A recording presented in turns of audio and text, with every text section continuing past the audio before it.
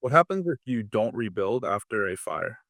If you do not rebuild after a fire, you would have to go through your county, city ordinances and find out what you're allowed to do with that property.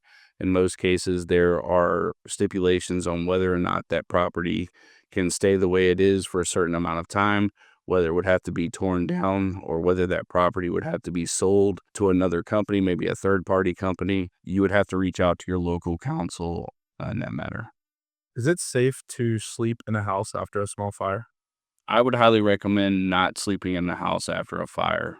You need to allow professionals to come in and remove odors, which may bother you medically, but also the soot that gets on the contents of your home that you may go up and touch and allow you to get ingested internally. That's not safe for you. Also, the chemicals that were used, whether it was a fire extinguisher or a fire department utilizing some type of foam or water services, depending on where they got their water for their tanks, it's typically not safe to stay in that area until it is cleared by professionals. How long does it take to repair fire damage? Fire damage, you never know how long it's going to take to repair it. And a lot of that comes down to how bad the fire was, how contained the fire was, the soot, if it was able to move throughout the home.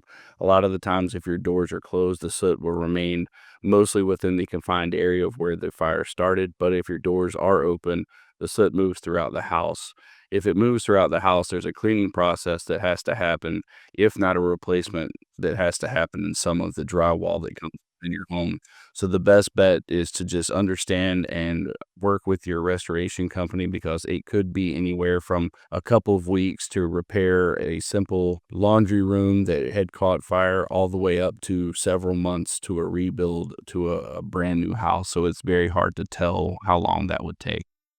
How should someone remove the fire smoke smell from their clothes?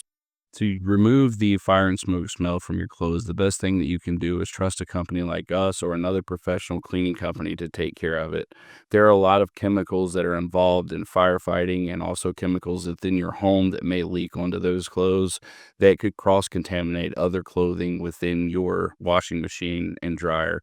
The best thing you can do is reach out to a company that has a profession in doing this and that can safely remove that without causing harm to other clothing or harm to yourself when applying the clothing or putting the clothing on.